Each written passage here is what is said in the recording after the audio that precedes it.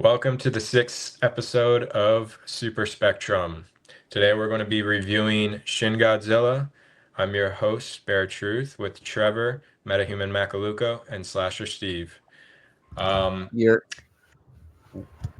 We are coming off the review of Weapons with my brother Steven and I, and we made that a live video. So if you guys can't find it, go to our channel, Bear Truth at 237. At Bear Truth 237. Click live, and then you'll be able to find the Super Spectrum review of Weapons with me and my brother. We loved the movie, or we didn't love the movie. We liked the movie a lot, and we had a good time doing it, the review. Anyways, let's get to what this episode's about. We're going to, like I said, review Shin Godzilla, and it's a classic for it's the first movie that's older, and we actually did all, except I haven't heard Lucas yet if he thinks it's classic, but we do think it's worthy of being a classic. And I chose to do this movie this week instead because the other movies were not interesting to us, and that released with Shin Godzilla's re-release, and so we actually, if I may say well, one thing, Mike, part well, of one your sec. review, Yeah. part of us doing movie reviews is actually watching some of the less than good movies and still giving our honest opinions about them. Of course. That is, oh wow, love that, Lucas.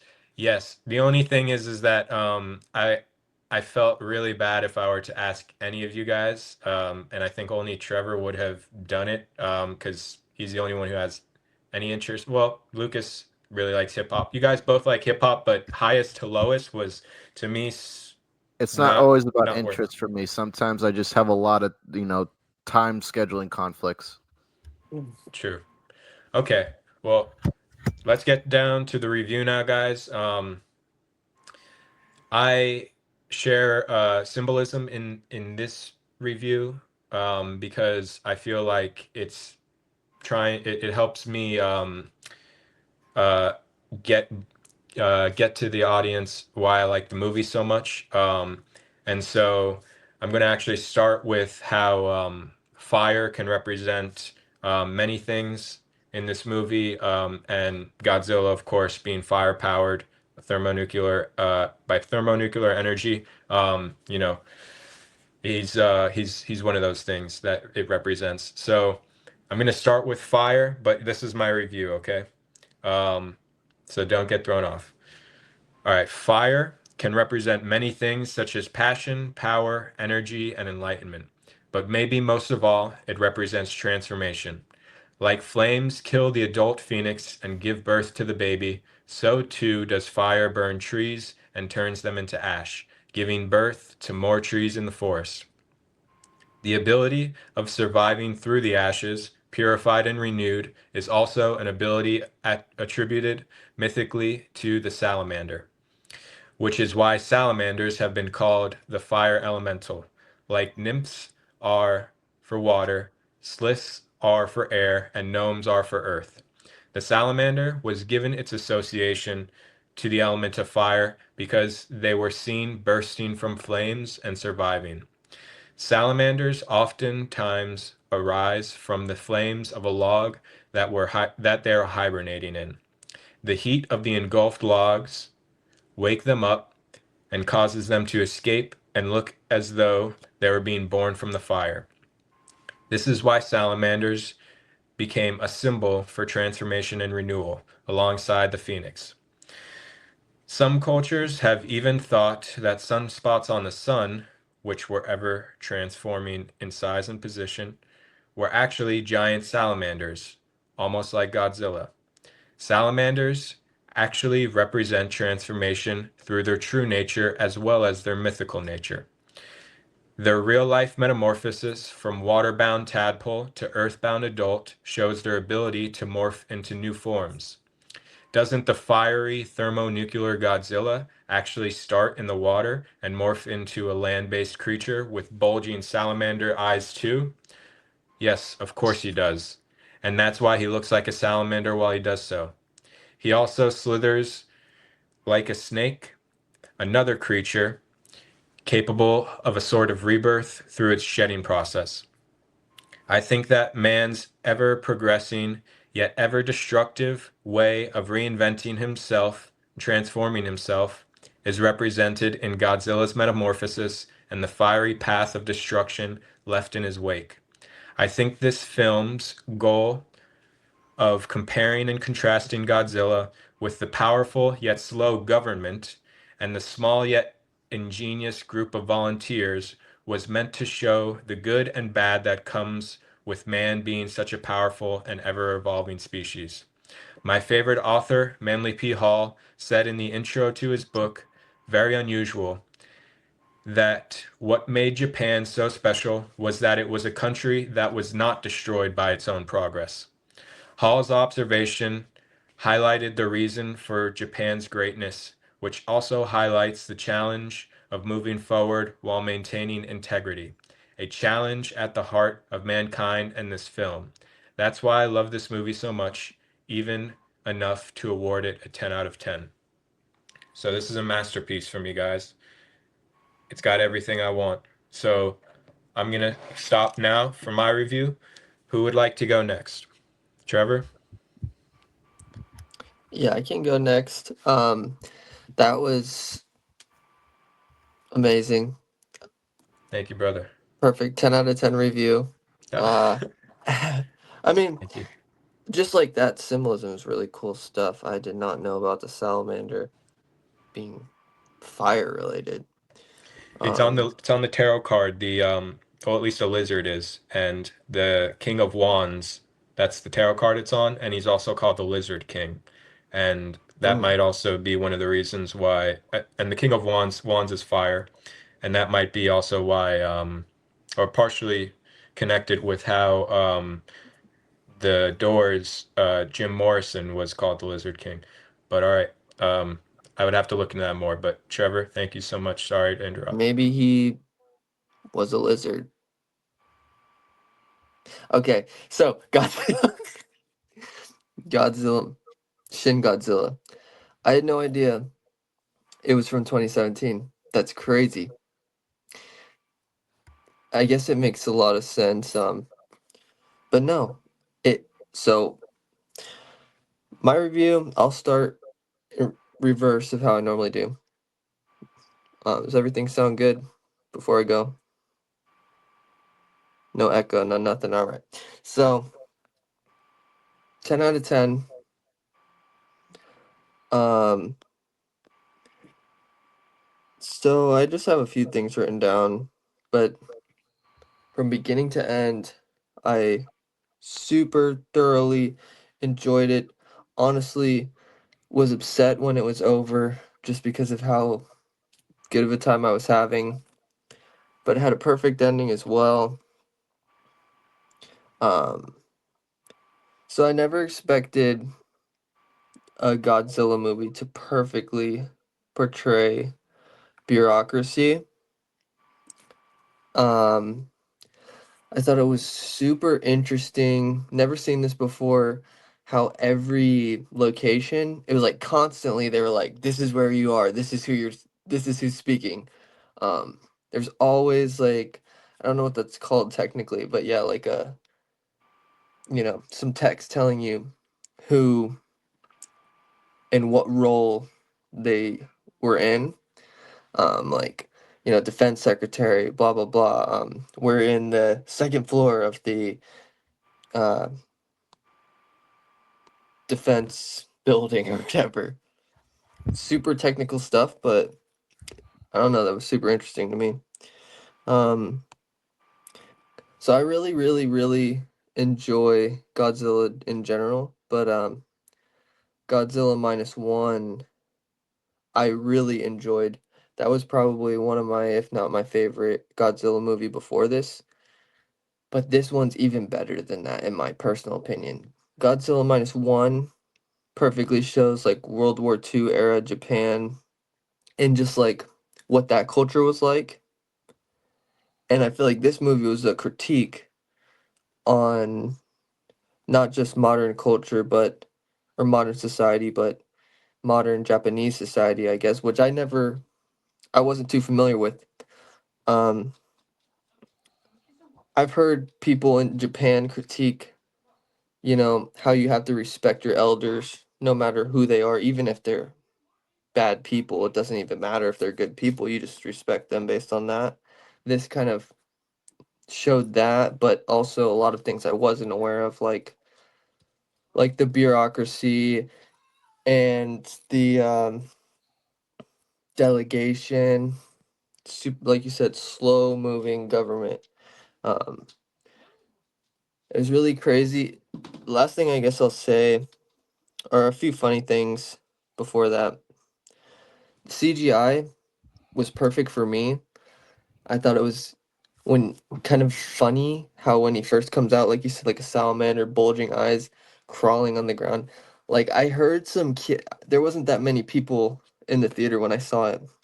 There was a few like parents with their kids, and I could hear the kids like kind of giggle when he first appears and flops on the ground and it's like big old eyes. But I understood why they were laughing, but I was just like, holy crap, this is gonna be awesome. And it was. But I thought it was funny how the first president you think is this guy who's like rigid. He is rigid. You think he's kind of scared to do much, but he is then replaced by this guy who's even like way worse. He doesn't even really have any um he has some morals, like he doesn't want to let his country explode when it's one of the only options, but I think he makes a comment where he's like, "This isn't how I wanted to end my career," and it's like, so it's all about him. exactly. He's most worried about himself, The first which guy who, yes, thank you for saying that because I wasn't exactly sure. I just saw this like an hour ago, but so still processing, but like the first guy, you kind of think this guy needs some balls. He kind of needs to take control. But at least he, didn't want anyone to die if they didn't need to. The second guy, he really just cared about his legacy. He also didn't want people to die, but I think, like you said, it was because of his own ego and legacy. right, Um, and his legacy as well as like this is a hard job. Meanwhile, whatever he was doing before is probably much easier. yeah. So basically, at this point, that's most of what I've written down. The It was super realistic. We were talking on the phone earlier. I feel like if Godzilla was to come out of the ocean right now in 2025 in Japan, this movie showed what it would actually be like. And yeah, a few other things that I thought were funny, but at this point, we can move on. 10 All out of right, 10. guys. Thank you, Trevor. We're going to get into a lot of discussion on the film, so I hope everyone in the audience stays to see all of that. There will be a lot more symbolism we cover. There's going to be much more going into depth. Steve or Lucas, whoever wants to go first, but Steve, just turn off that fan that's behind you because I think that's making a small noise. He's muted.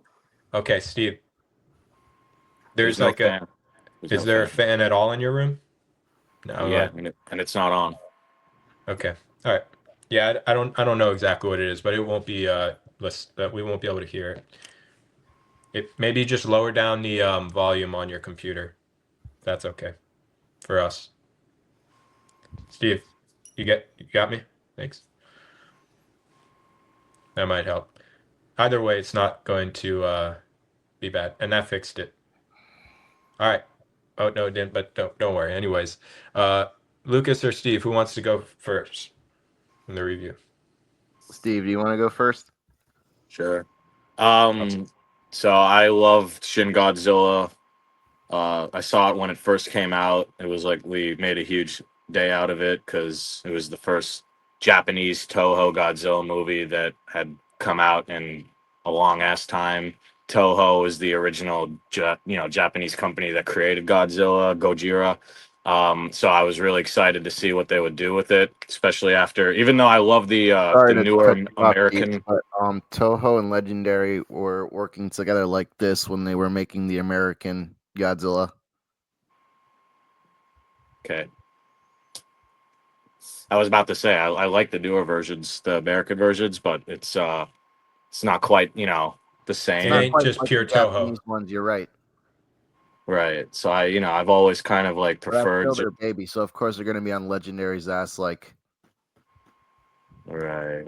So yeah, I mean, I always would prefer to see Japan just kind of like do a Godzilla movie. So when Shin Godzilla came out, when I first saw it, I loved it. When I just saw it again, I also loved it again. I've seen it recently, and still holds up because it's like Trevor and Mike were saying, it's a kind of like a modern take of what would happen if a kaiju came up, and just started wreaking havoc. They actually talk about a lot of the significance of like economic destruction and what it would do to the nation of Japan, um and how it would affect them financially, like they'd go bankrupt. So that's why they're like struggling with whether they want to like just nuke Godzilla, and then they would just rebuild everything with the help of other nations, or if they wanted to handle it within their own nation. So there was that, like the bureaucracy, like Trevor was saying. And I love the how we get to see different people like recording. It feels like a natural disaster, almost like getting to see cell phone footage. Felt like almost like anime-esque, a lot of the time too, which this after Shin Godzilla came out, they did end up making like two anime movies of Godzilla, like I think Godzilla Earth, and whatever. And so 3. nice, three. So yeah, it was really cool seeing Godzilla come back in the modern day. I love how he had different forms. Like he's kind of like like another anime thing reminded me of like Perfect Cell. Like he's evolving throughout the movie up until even the last shot where you get to see his tail sprouting. Other baby humanoid Godzilla. So it was just very interesting. I love how they kind of also based the look of Shin Godzilla in this movie off of the rubber suits. Even though they used all CGI, they still kept the essence of how Godzilla would move, like as a guy in a rubber suit. And he just has like a lot of new abilities in this movie. With his not only his atomic breath, but he can shoot the lasers out of his spikes and his tail. So they up the ante on that. They always try to introduce something new with Godzilla to keep him like fresh. So yeah, I really loved it too. As far as a Godzilla movie goes, I'd say it's perfect as well. Like I give it a 10 out of 10 just for being very entertaining and very terrifying too. They made Godzilla scary again. We've seen Godzilla for many years now as kind of like more of a Earth hero, but this Godzilla was supposed to go back to its roots in a way, representing just like the terror of like nuclear fallout. The Um, horrors of war. right. Even wherever he goes, like he leaves fallout. Thank God it's only a half life when he goes to an area and nukes the hell out of it with his atomic breath.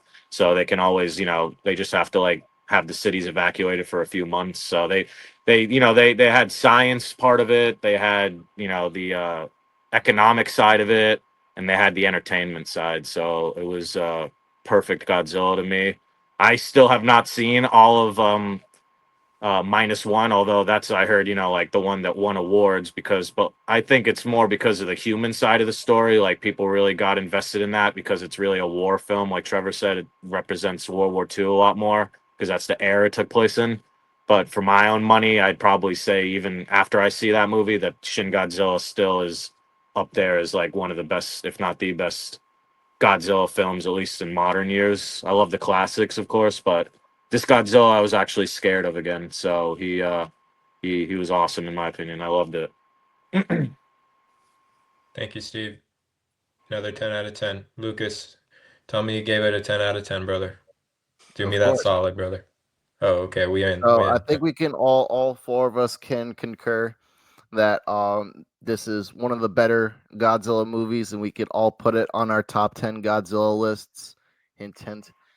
Um, what this Shin Godzilla movie did that most Godzilla movies didn't do within the last 3 decades, 4 decades even, was it somehow blended perfectly political thriller with actual genuine horror. Because we see scientists, politicians, and regular citizens all make an attempt to work together. Um, and even though the movie was supposed to be a critique on modern Japanese culture, it still had a pro-nationalist movement message behind it. It was kind of like the Fantastic Four movie we saw earlier.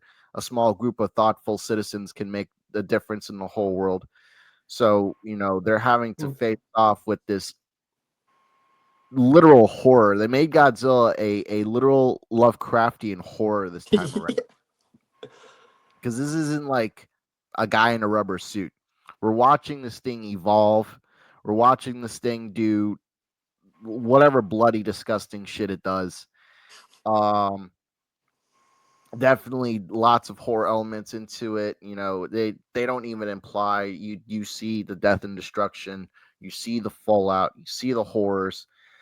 One of the other biggest things is this movie, along with minus one, they've been doing this thing where instead of making Godzilla a trope of being the heroic kaiju that comes in and saves the earth from another villainous kaiju, is he's not just here destroying the humans, but some of these Godzillas that we've seen have become symbolisms and representations of survivor's guilt, um, nuclear fallout, nuclear war, just all the worst possible things that we can imagine as humans. Shout out Rando for trying to save the day. Shin Godzilla is definitely a 10 out of 10. Shout out Crunchyroll when I couldn't go see it in theaters. One thing I'll Thank you, say Lucas. too, it was cool that in this movie how because I was saying this earlier before we got on the video, but it's awesome to me that this Godzilla film from Toho is like the first one I've seen in forever Years. where they what would you say, Lucas? It's the first Toho movie that they distributed without the need for an American company to step in. Right, that. But what I was gonna say is I love how most other previous Japanese made Godzilla movies, they always keep the 1954, Gojira original. They keep that as canon, like that was the original Godzilla, and then the one that they're seeing in a new movie is like its, I guess, predecessor.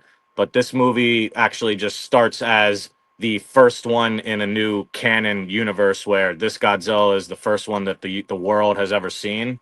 You're So right. that I made didn't it, even take the time to think about that. It's definitely a reboot of the entire franchise. So, you yeah, know, that was interesting. And Toho's who know? definitely stepped it up and made Godzilla a genuine horror movie.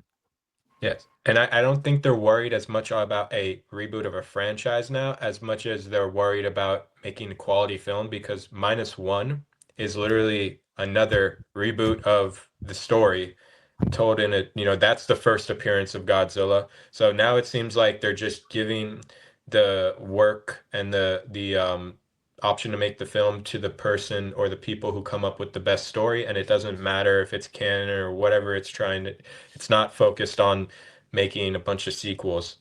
All right. That being said, guys, let's break into the spoiler discussion. Now we're open to talking about spoilers. I have 5 things I want to go over. I'll say the first thing, and then I want to know what you guys say about it, and then so on, okay? So, first thing, I felt that the CGI to me seemed super real for everything other than the blood and Godzilla's first form, which I'm willing to completely, ignore because it didn't fully take me out of the film, and I was still obviously able to give it a 10. Um, and the movie felt really well grounded in reality as well, and I really loved that it took itself seriously, especially within such a unbelievable premise. So, and then I know Trevor, Steve, when we were talking earlier, Steve brought up, or it was pretty sure it was Steve, but no, it was Trevor. Trevor said he commented on the buildings crushing Godzilla, and that reminded me, and I was like, wow, yeah, that was a realistic way. In the movie, while I was watching the movie, I was like, yeah, that is a realistic. Well, I don't know if I thought that, but I was just like that. That's so cool. Like I don't even know if the spectacle was so much going on, but I think they crashed trains into the building to make it collapse on it, and then Trevor brought up how that's the way you would do it if you had to do it. So, and then also based in realism, one thing Steven brought up in the call was that he said that, and he brought it up earlier in the review, but he didn't go fully into it. So hopefully, he could go into it again for us. But it was he saw that it was almost as if the government cared more about the economy and just like saying, let's just nuke this place to get rid of him. We don't even, care about the people as much as we care about just getting rid of this problem. Uh, Japan would have gone bankrupt if they were afraid Japan would go bankrupt trying to do it on their own. They knew if they nuked Godzilla or if that would work, which it wouldn't, but they thought if they would nuke Godzilla, they'd just be able to, just like in World War II, they would get help from other nations and they'd basically get bailed out.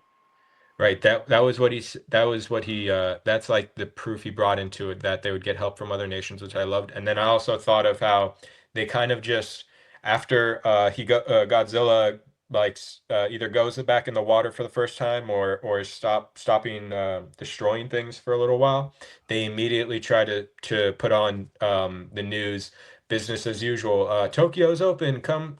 Our harbors are open. Shipping is okay. Our economy is basically not being, they do it through a montage, but they're trying to like get people to not worry about this thing, which is in oftentimes the government will just say, yeah, don't worry about it, we got it handled.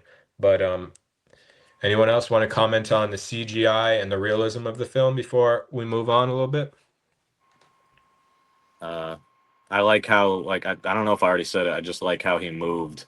They still Mhm. captured the essence of how he moved like a guy in a rubber suit rather than trying to make him more like animalistic. Like, that was like an homage to just, how it used to look like when it's a guy in an actual suit, even though he was all CGI.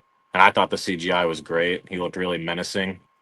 But he's big and lumbering, you know, and so that's how he would move it in real life too, I think. And Yeah. also, they compare it to how the government is big and slow as well. It's so big, so much red tape that it actually is slowed down by itself. And so compare. I'm gonna compare that more either in this section now or the next. But all right, guys. I love how the politicians were depicted as rigid and bogged down by rules and formalities. If the politicians, sorry, I'm trying to. Okay, the politicians were also so rigid and used to having absolute control that when Godzilla showed up and broke all their norms and rules, they were completely unprepared.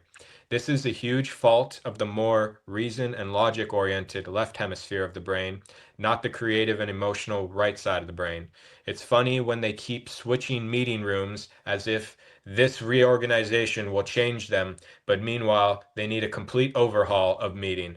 One offered later when anyone is allowed to speak out of rank.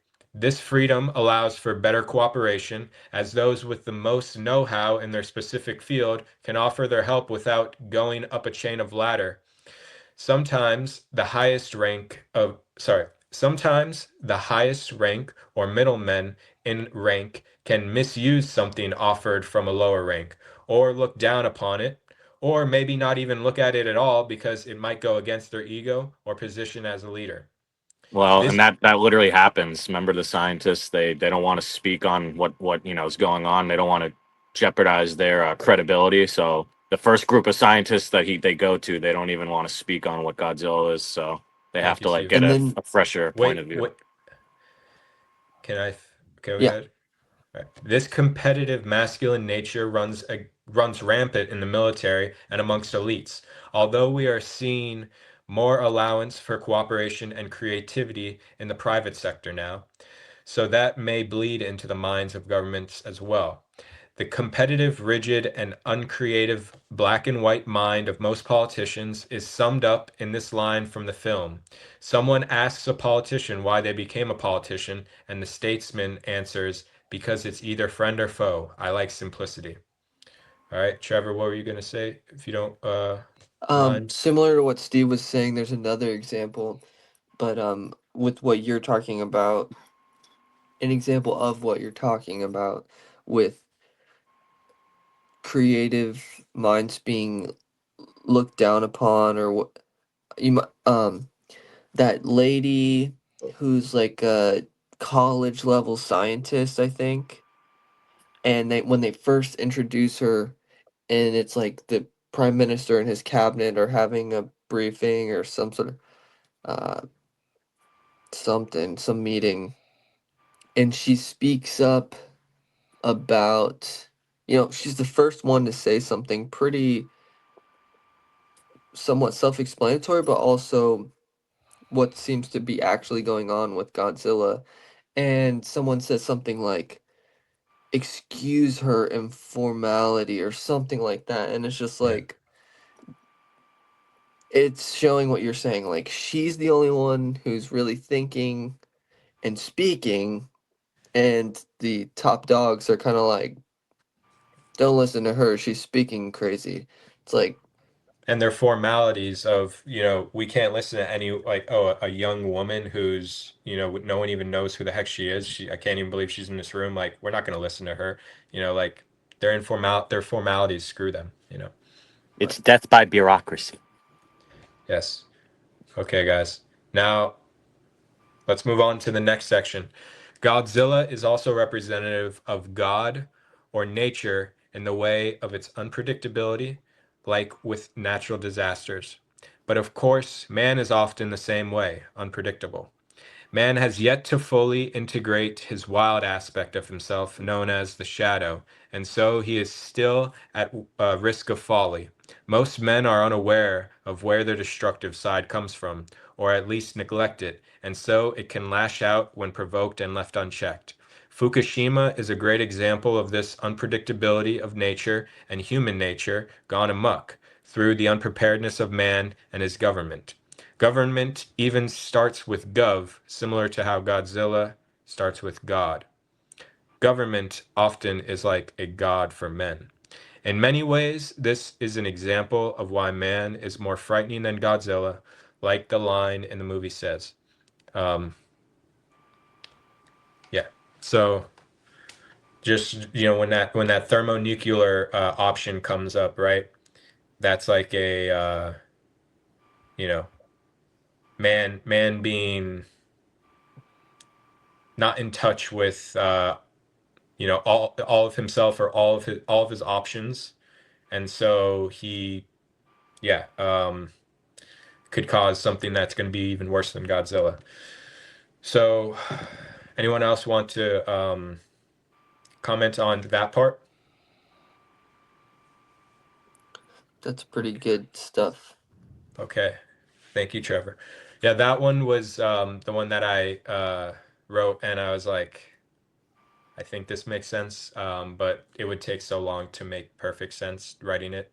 So I just left it where it was. But I loved all this. Now, this is like more spoiler based stuff. Last two things. Here's the first.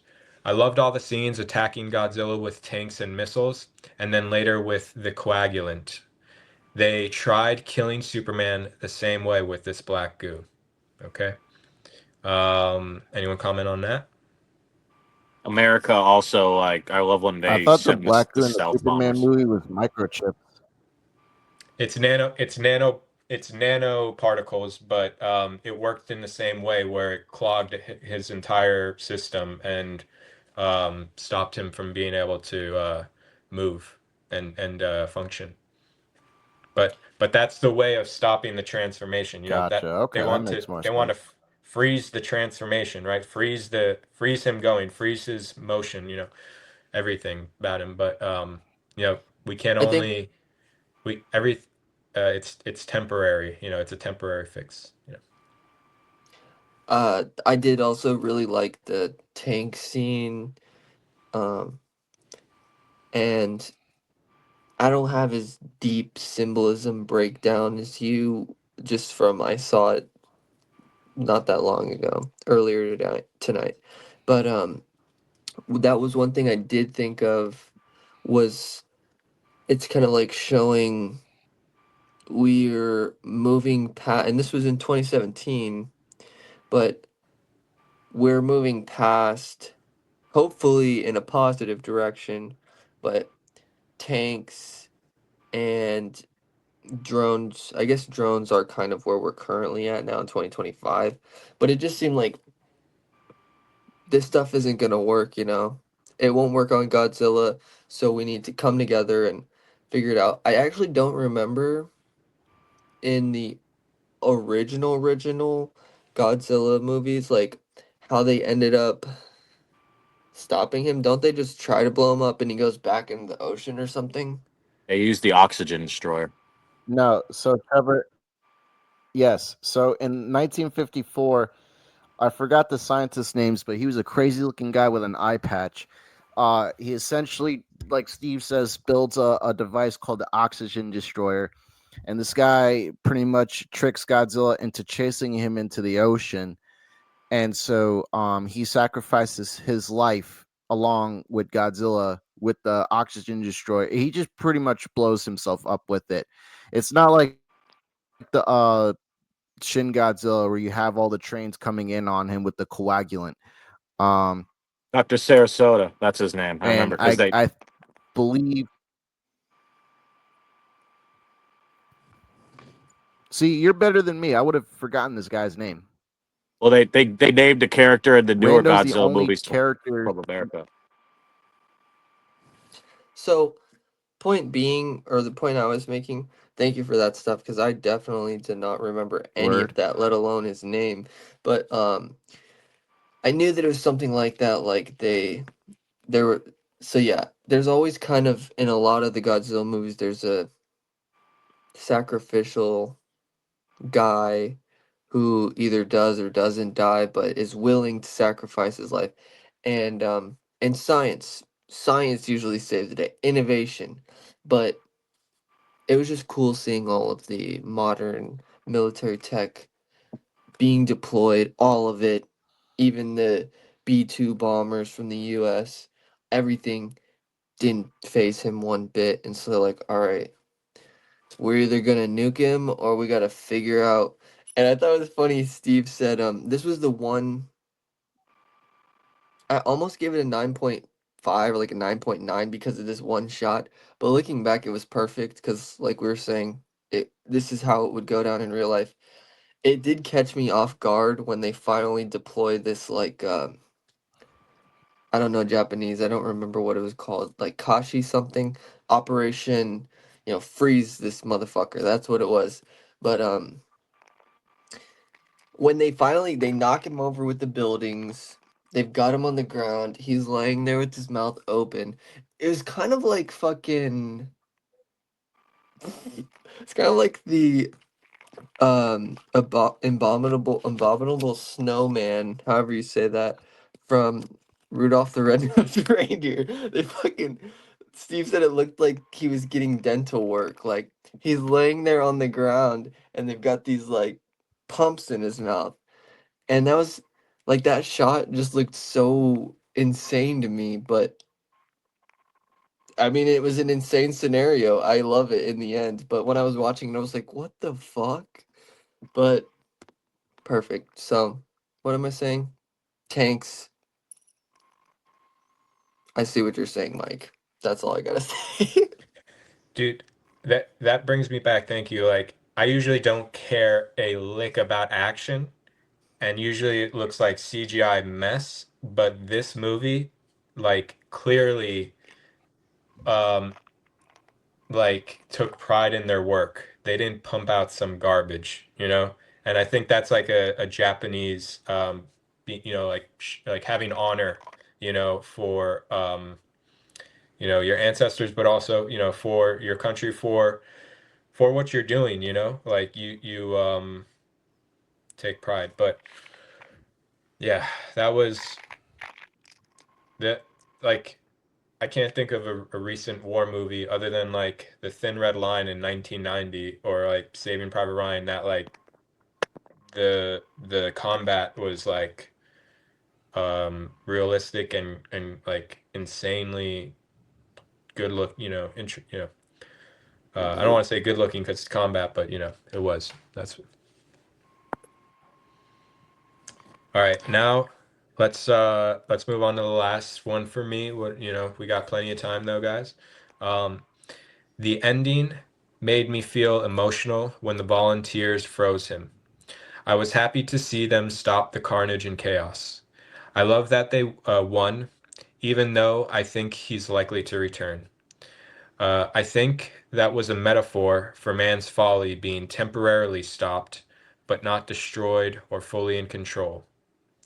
I think that's really summed up by the last shot of the film, focusing on human-like Godzilla's being frozen in motion while on his It's tail, like shrouded. breaking off from his tail. Yeah. We can't halt human progress. There's going to be progress, and so there's going to be, failures. But Steve, why is your screen black? I have no idea. Okay. It's been doing certain things like that earlier, but this, I don't know why it's still like that. Anyways, It's might all have good. to I might have to send you a webcam or something. Because maybe the one on your computer broke. They're like $20. So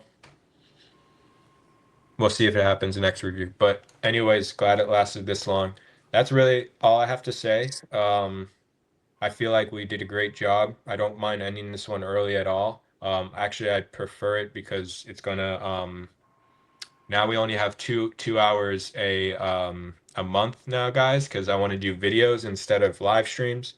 We have the free version of StreamYard, and it allows for 2 hours of pre-recorded videos, or as many live streams as you want on YouTube. But the only thing is that we don't have an audience, so live streams don't really get a lot of attention, and because the YouTube algorithm, Yeah. when it comes to reviews, um, re, uh, points you towards actual videos, not live streams.